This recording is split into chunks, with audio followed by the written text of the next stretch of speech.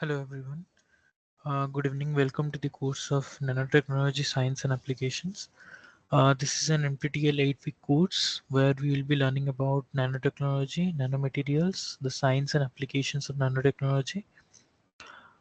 This is week 7 of the course, and till now we have studied a lot of things about nanomaterials, nanotechnology, the production techniques, and various applications of nanotechnology. Today also we'll be discussing the applications of nanotechnology, one of the main applications of nanotechnology, and this will help you to answer the questions in the assignments.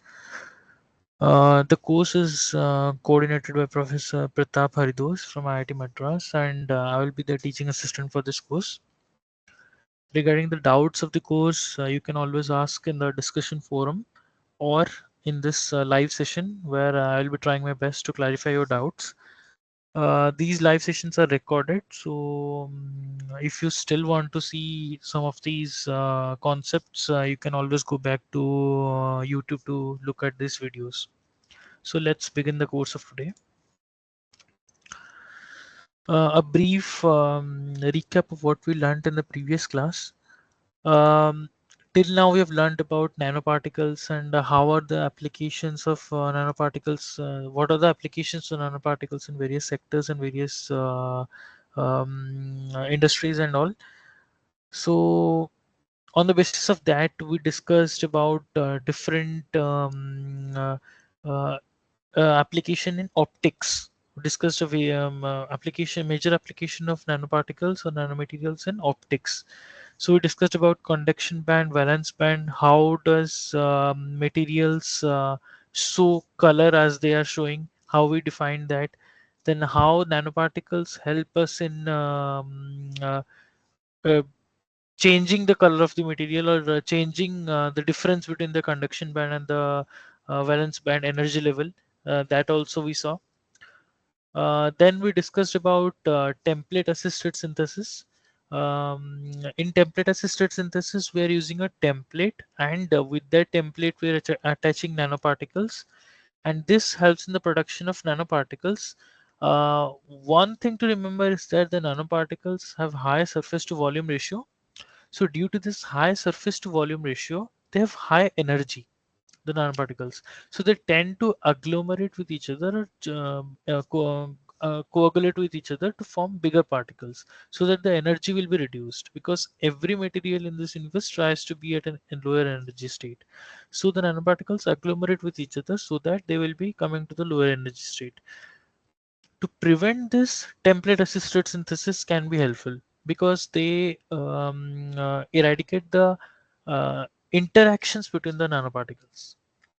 But the disadvantage of this template assisted synthesis is that we cannot use it for large scale applications. It's generally for small scale applications. So industrial applications is not possible through template assisted synthesis. Then we discussed about XRD techniques of nanoparticles. We saw that in the nanoparticles, the intensity and the intensity of the peaks are decreasing. As you can see here, the intensity has decreased for graphene materials. And another point to note here is that the peaks are quite broadened. In metals, generally you will not be observing, crystalline metals, you will not be observing this huge peak broadening, but here the peaks are quite broadened. The reasons for this we discussed in the previous class. If you still want to get through the reasons for this, you can always refer to the previous class lectures. Then finally, we ended the course by we ended the week's content by studying about TEM, how TEM is helpful in showing us the particle size, and different techniques, how they're helpful for the nanoparticles, like how what XRD shows, how what TEM shows, what AFM. We discussed about a lot of techniques of what how they are helpful in case of nanoscale range, how they are helpful, and what do they identify. In today's class, we'll be discussing two different applications of nanoparticles. First is nanocomposites. Before starting with nanocomposites, let's first discuss what are composites. We have all learned about composites um, uh, by by now. We have all learned about composites in our high school and still in our undergrad courses. What is a composite? Composite is a material which is made by mixing two different materials together. One is a fiber or a filament which acts as a reinforcement. There are two components of a composite. One is the matrix and one is the reinforcements. So matrix is the highest percentage. We are adding the reinforcements in the matrix to produce the composites. That's the simple definition of composites we have. Then one may ask a question, why are we producing composites? What is the need of composites right now? The thing is, there are some materials which have some properties, and there are some materials which have different properties. But the first material, for example, the first material has a property P1. The second material, let me write something. The first material has a property P1, then the second material has a property P2. But the first material does not have the property P2, but the second material does not have the property P2. But we need the property P1 and P2 in our material. So what can we do? We will make a composite of these two. We'll be adding either two or one depending upon the requirements or applications as the reinforcements, and the other will be the matrix. So when we combine these two materials to form a composites, we'll be getting the property P1 plus P2. We'll be getting both these properties in our new material, which will be a different kind of material, which is a composites, and it's providing both the properties. So it's quite advantageous for applications. So nowadays in various in applications in various things we are using we are using composite materials because they give us properties of two different materials, which is quite advantageous. Let's have a look at a video which will be giving you an idea, brief idea about what composites and what we discussed now. Let's have a look. What is a composite?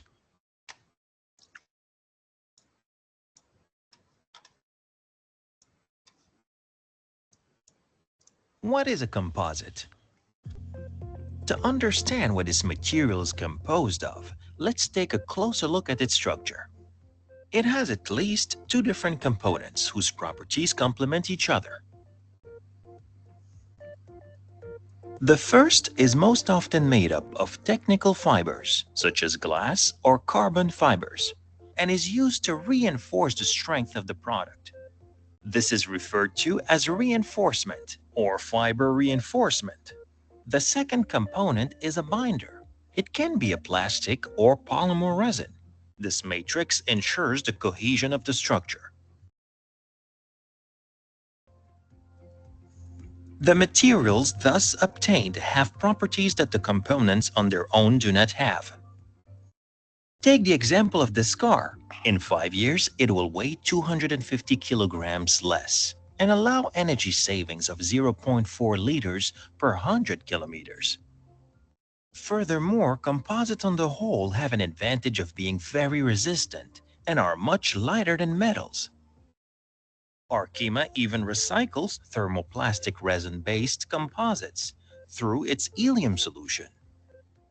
Composites, due to their properties, can be used in varying ways, especially in ships' hulls, sports accessories for motorsports, car parts, or fuselage for the latest generation aircraft.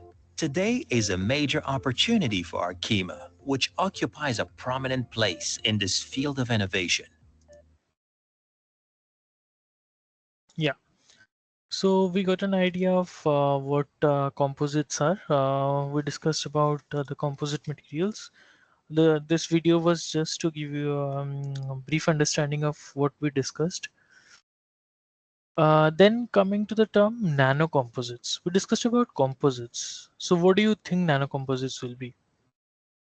That means any one of the particle is in the nano range, then we call it a nanocomposites. What are the components of this? Either fiber or matrix. Any both of these will be in the nano range, then we can call it nanocomposites. Generally, the fiber or the reinforcements is in the nano range in a nanocomposites. And the matrix will be micron range, so they will be mixed together to produce a composite which is known as a nanocomposites, because one of the component has a dimension which is less than 100 nanometers. So we understood about composites, like how are they advantageous to us? How, in what terms, how good are how good they are in the properties as compared to the original materials. Then we discussed about nanocomposites, like what is the how the composites can be related to nanocomposites, because one of the component is in the nano range. Now let's see the production techniques. Okay, we learned about nanocomposites. Then how to produce these nanocomposites. You must have remembered one method which we discussed initially, that is ball milling method. This is helpful in the production of nanocomposites. As you may have remembered one of the thing about ball milling, like just forget about ball milling for now. Just think about what are the methods of producing nanomaterials. One is top down and bottom up approach. There are two major methods of preparing nanomaterials. And what is happening in top down approach? In top down approach, we have a bigger size materials. We are using mechanical grinding methods or any other methods to break down into nano range. That's top down approach. And what's in bottom up approach? We have a material in a smaller range. We are moving up to the higher range, or moving up to the, like we have materials in the atom angstrom level, that is in the atomic range. We are moving up to nanoscale range. That is known as the bottom up approach. One example of top down approach we learned is ball milling. So what happens in ball milling? We are using balls to uh, grind or to break the particles at a higher scale range to nanoscale range. That is known as ball milling. To just recap of what ball milling was, what we learned in the previous few weeks, let's look at a video.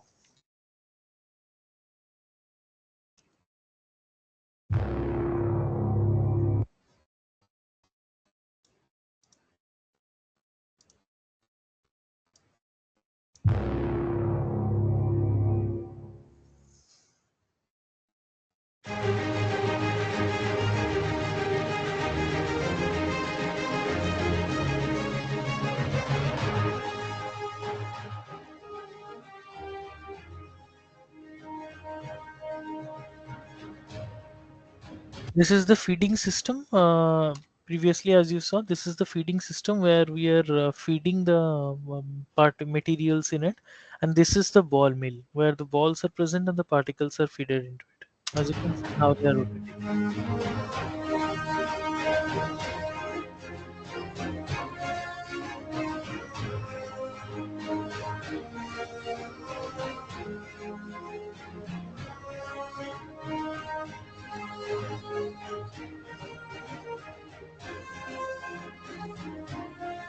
Yeah, this much was the ball milling. Like then after the separation is done, separation is carried out about the particles different sizes. Uh, yeah. So this is the process of ball milling. Like we have balls, then we have one material. We are breaking down that material into nano range. So can you think of some of the problems which we can face in case of ball milling? As you see, we are using balls to break down the materials. There is one problem of friction, right? You remember, like when we rub one material against one another, there is a creation of friction. So here the balls are breaking down the materials, are beating on the materials, are rubbing on the materials multiple times. So there is a chance that the balls will be worn out. So there is a chance that the worn out or the worn out products of the balls will be mixed to the main material. We cannot control that anyhow. It's impossible to control that. This is one problem. The second problem is when the balls hit the chamber, hit the walls of the chamber, they also hit. There is a friction between the walls of the chamber and the balls, or there is a rubbing between the walls of the chamber and the balls. And this friction also removes some materials from the walls of the chamber, walls of the ball milling chamber. Let me show you the diagram. This is the ball milling chamber, and here the balls are present. Along with that, particles are present here. So as this is rotating, there is a chance that they will be rubbing among each other and with the walls. And due to this rubbing, there is a chance that the walls, some materials from the walls are getting worn off, mixed with these particles. This is also quite unavoidable during the process. So these are the two possible problems which we can face during the ball milling process. One is the friction between the walls and the balls, which will lead to the removal of the material, which will lead to the breakdown of the material from the walls. Then one is the friction between the balls itself during the process, which can lead to the breakdown of the balls or removal of material of the balls.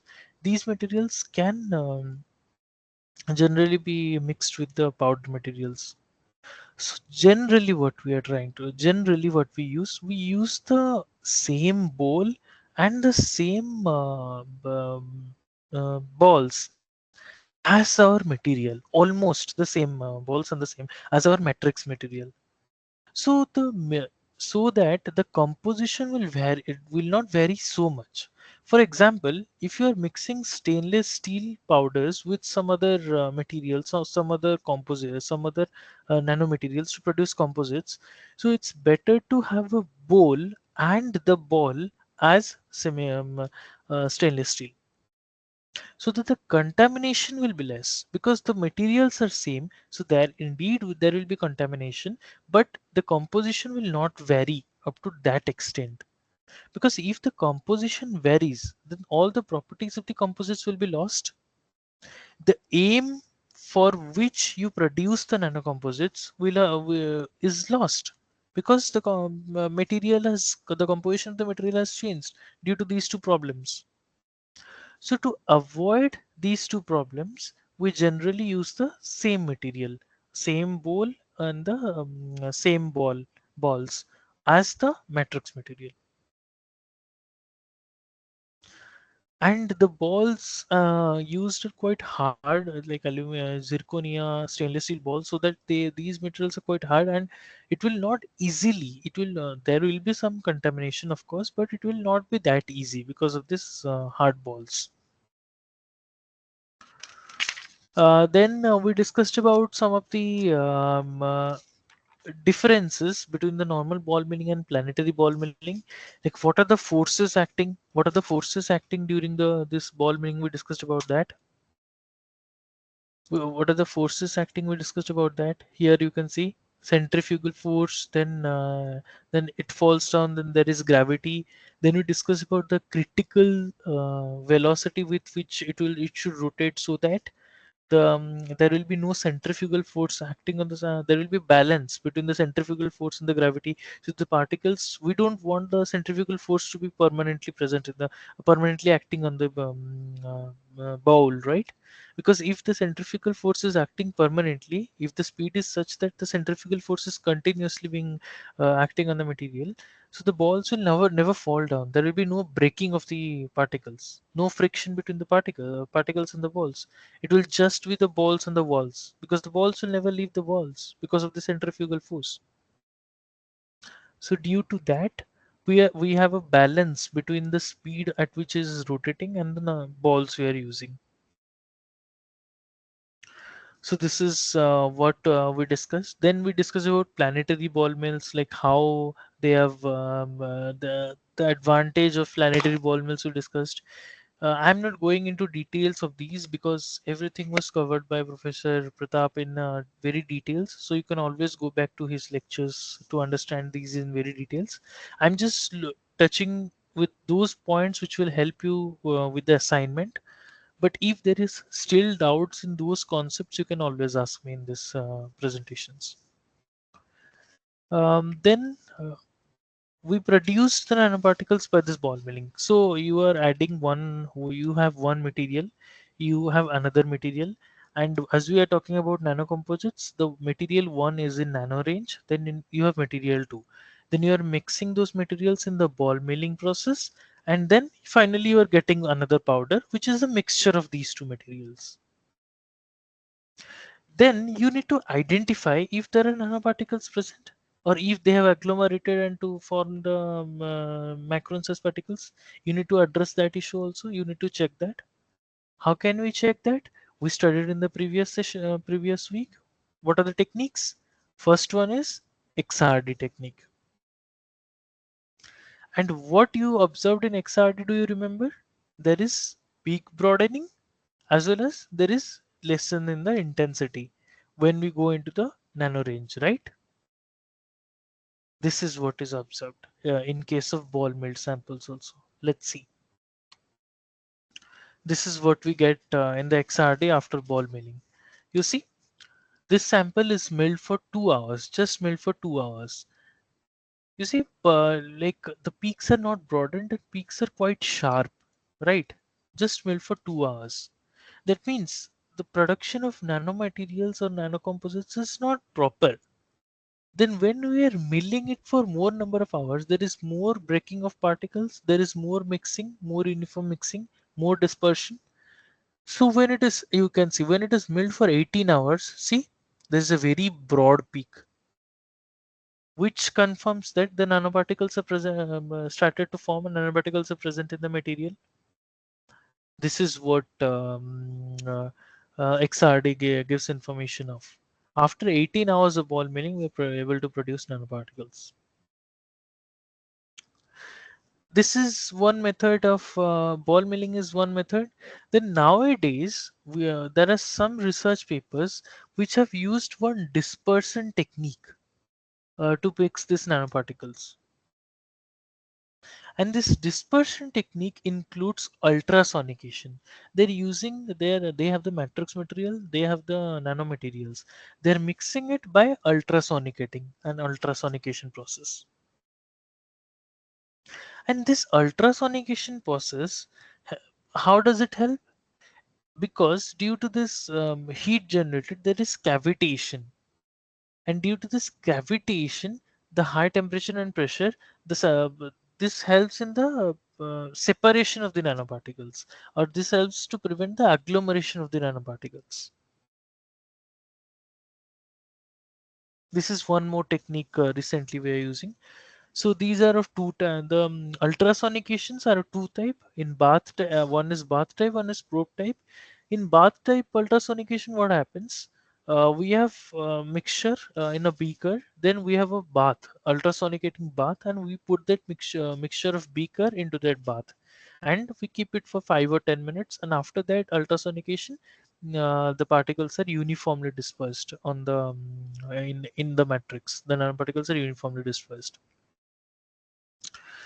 In probe type, what you're using, we are inserting a probe inside the beaker, which will be generating the ultrasonication inside.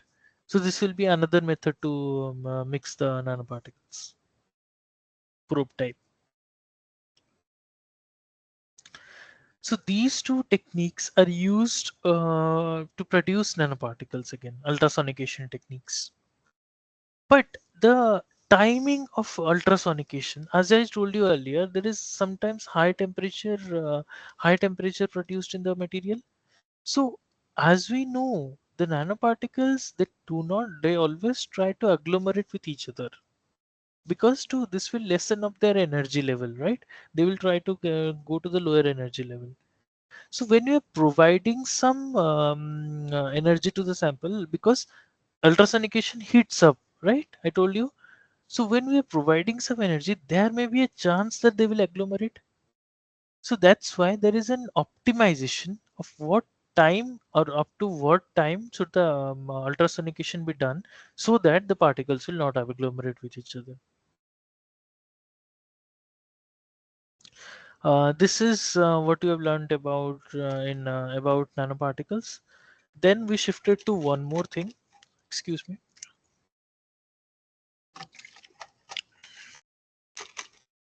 Then we shifted to one more thing, one more application of nanomaterials is in drug delivery or biomaterial applications.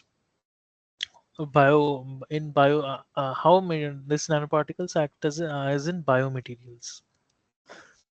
Before that, we discussed about one concept known as ferromagnetism.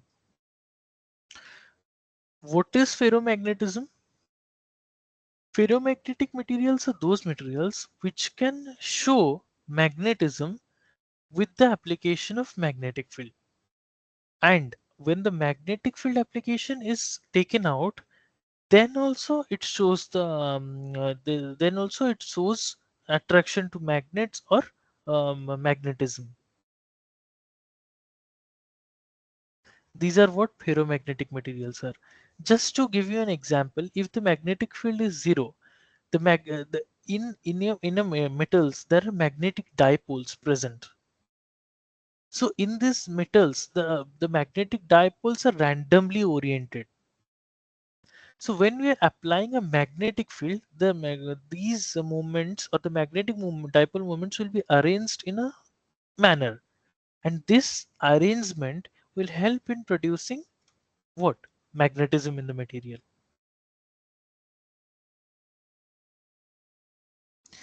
But in ferromagnetic materials, what happens if so what do you expect?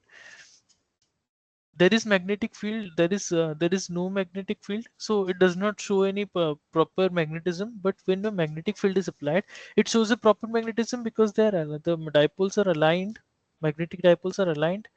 So you may expect that when we remove the magnetic field, the magnetic dipoles will again be randomly oriented, and then again it will lose the magnetism. But this does not happen in ferromagnetic materials. These magnetic dipoles will support each other in producing the magnetism again.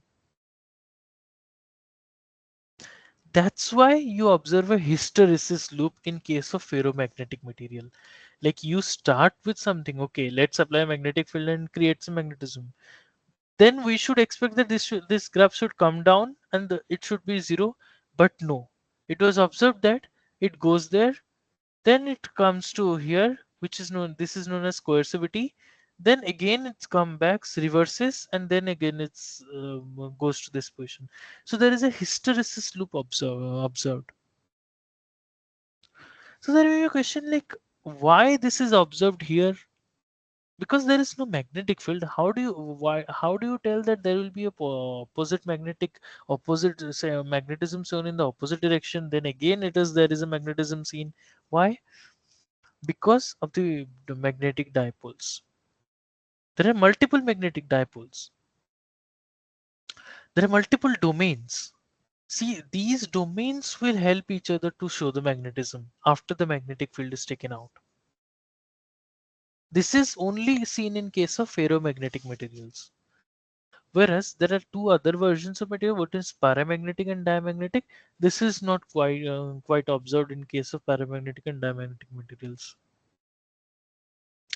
Paramagnetism also shows magnetism when the with the application of magnetic field.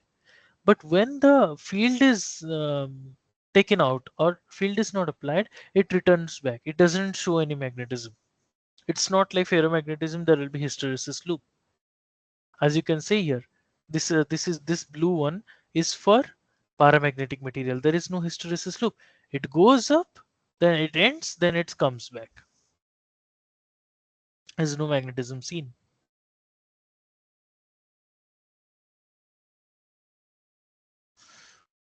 Then finally we have diamagnetic materials. It shows the least magnetism in observed. As you can see here, it shows the very least magnetism. And this will show magnetism when the applied field is applied, or electric field or magnetic field is applied to the material. So the only thing that shows this hysteresis loop is ferromagnetism. But our application demands that our material should be ferromagnetic, but it should not show the magnetism permanently. It should be like we are applying magnetic field, and it should show a good amount of magnetism. Then again, it should come back to zero when we remove the magnetic field. This is our aim. This is easily shown by paramagnetic material, but the magnetism is not that great in case of paramagnetic material, as you can see in the graph. So what we are trying to do, we are trying to convert this ferromagnetic material. So for example, in this ferromagnetic material, if we do something to this ferromagnetic material so that it will show magnetism when an electromagnetic field is applied, then when magnetic field is taken out, it will immediately drop to zero. We need to show this. We need to do something to this ferromagnetic materials so that this will property will be seen. So what can you think of this? How can you achieve that? One point to remember is that what I said earlier, one point, that in magnetism, in ferromagnetic materials, after the magnetic fields are removed, what is happening? Why are you observing hysteresis? Because these dipoles interact with each other, help each other to show this magnetism.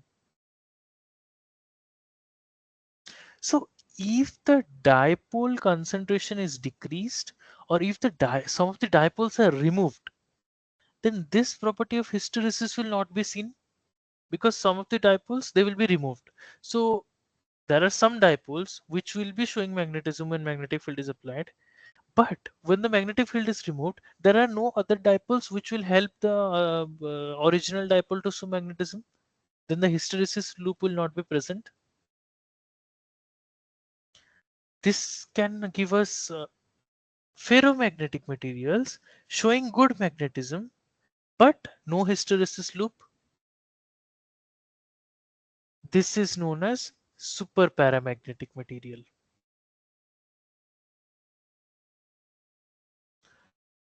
That means it is showing paramagnetic property, like it's showing paramagnetic property, but it's a ferromagnetic material.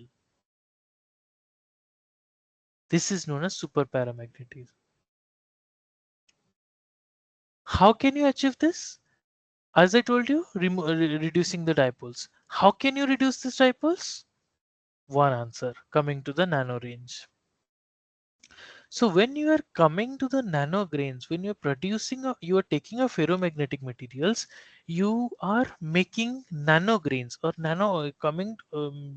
taking from ferromagnetic materials and coming down to the nanoscale range. Some of these dipoles will be removed when you come down to the nanoscale range. And when these dipoles are removed, there are few dipoles which are present, and which will show magnetism in case of when magnetic field is applied. Then, when magnetic field is reversed, though there are no other dipoles which will help the original dipoles to show the hysteresis or the coercivity or anything else. So it will behave as a paramagnetic material. This is what nanomaterials gave us. So you see, the application of nanomaterials is so vast. Like you must be thinking, okay, we are using a particle in micron size. What will we get? What different properties will we get in the nanoscale range? Because it's the same material, the composition is remaining same, everything is remaining same. What else can it show? This is what the difference is. It's a huge difference. Ferromagnetic materials is behaving as paramagnetic materials when we go to nanoscale range. In optical properties, we observe that Some the conduction band and valence band difference becomes change. The conduction valence band energy difference changes when you go to the nanoscale range. That is why nowadays everyone is working in the nanoscale range, because we're observing vast or variety of change in properties, a large amount of good properties. I'm not telling everything is good, sometimes bad properties too, but most of them as good properties in case of nanomaterials, in case of nano range materials. Now we discussed a lot about super paramagnetic behavior. Let's show you some video, like how the materials are, how ferromagnetic materials are showing super paramagnetic behaviors. Let's show you.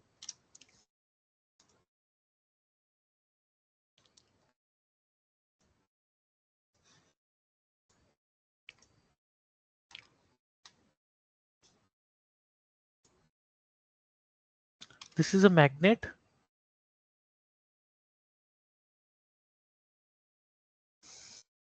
the filter paper just kept on the magnet, and this is a solution which contains a paramagnetic material.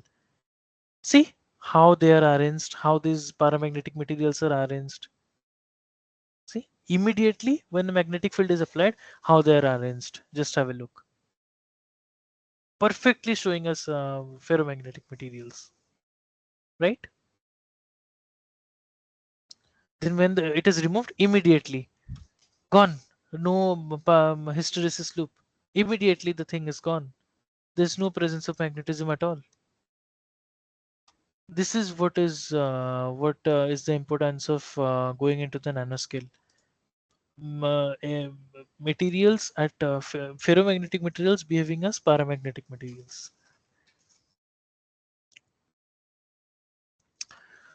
So learning about this concepts, we went into B equals to mu h and all, susceptibility, permeability. We discussed about those things. To get into more details about that, you can always refer to Professor Pratap's presentations and all. Then we'll be ending the session by discussing one of the property which is known as damping property. And this will be the last concept for this today's session. It's known as damping property. What is damping? Damping means to reduce something. That is known as damping. Like there is something and which we are reducing it, which we are reducing the intensity. That is known as damping. You see this? This is an intensity of something, then it is being reduced. This is known as damping after some interval of time. Then you may ask, why is this damping necessary? I told you we need to reduce something.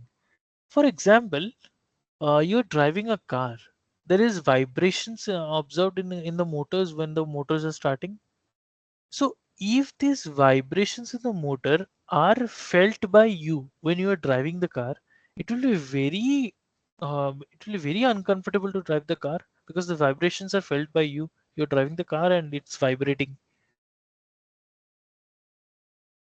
So that means there is some material in these cars which will prevent the vibrations, or which will reduce the vibrations which is observed by the motor of the car to reach you, which will not allow the vibrations from motor of the car to reach you, for your comfort.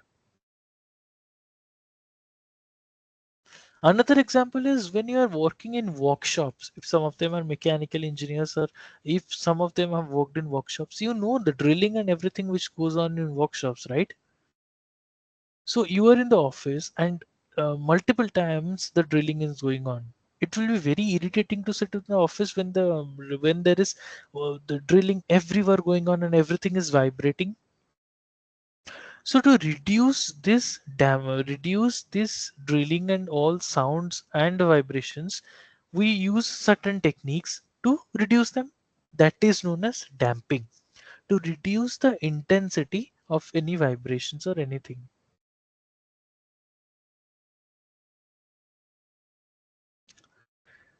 So this damping can be helped.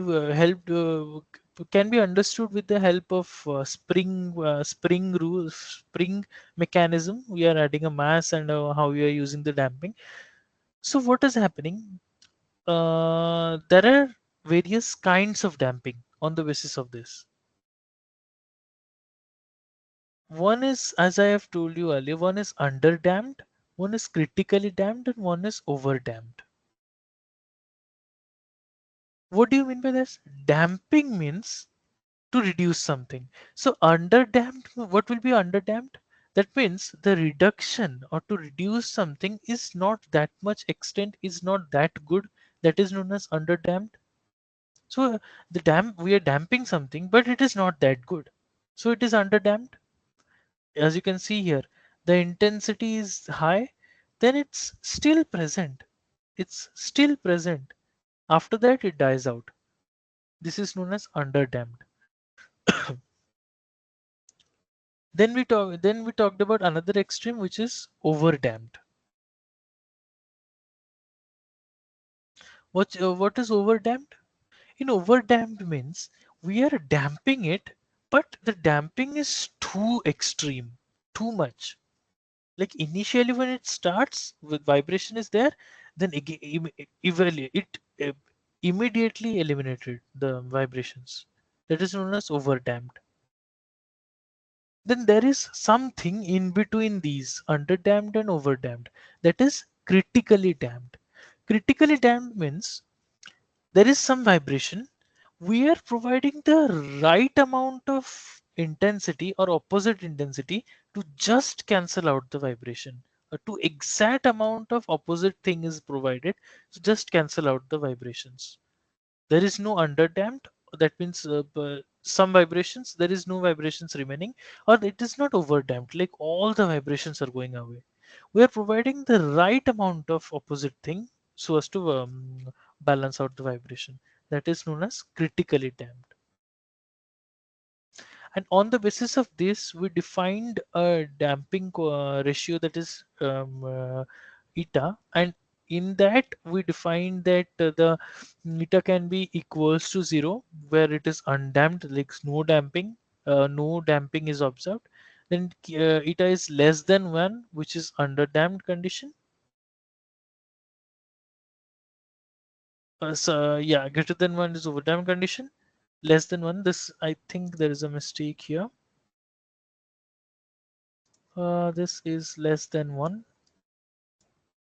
C is less than 1. This is known as under damped condition. And critically damped condition is C is equal to 1. This is critically damped. Exact amount is removed. Over damped condition is eta. Sorry, eta is greater than 1. Eta is equal to 1. And eta is greater than 1 for over damped condition, where the damping is too much as compared to the vibration.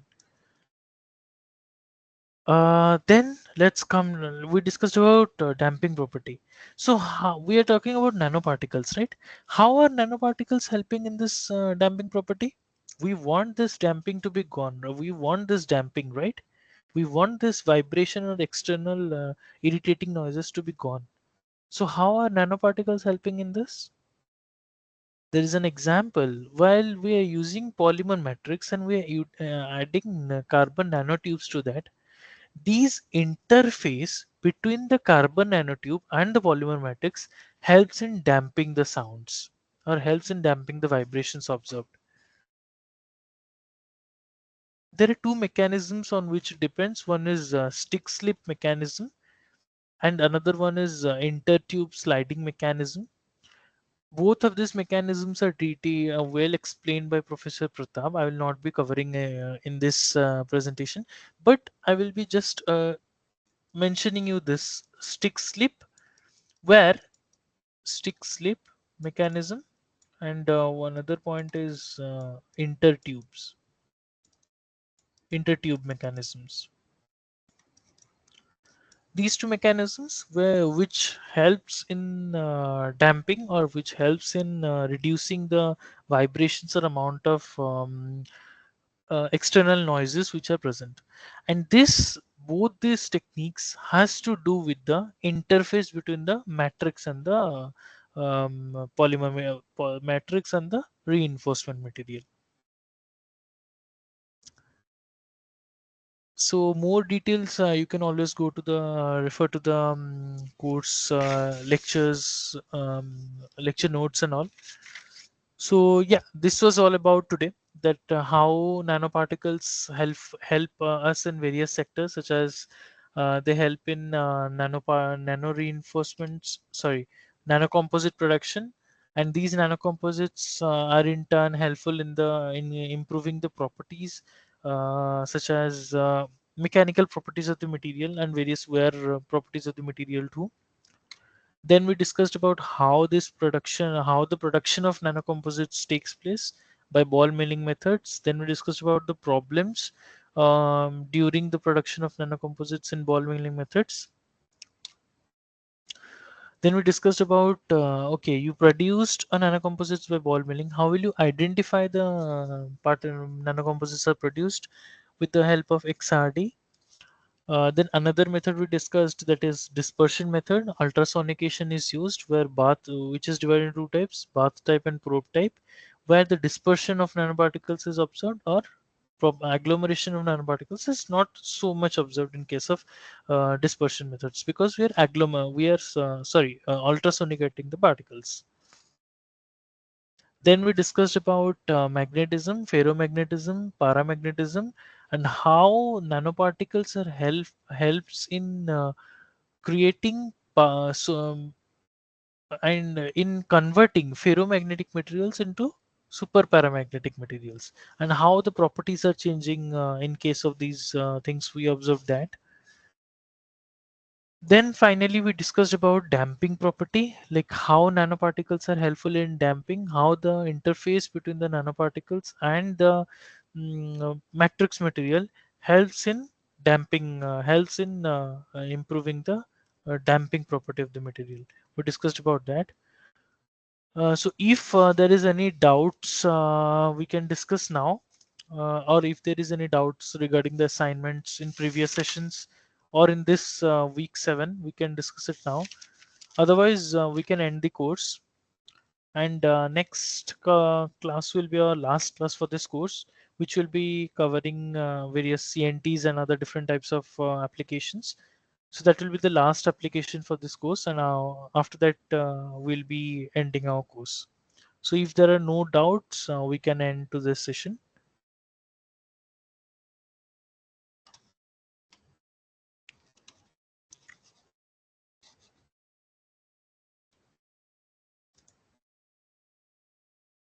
I think there are no doubts. So yeah, we can end to this session.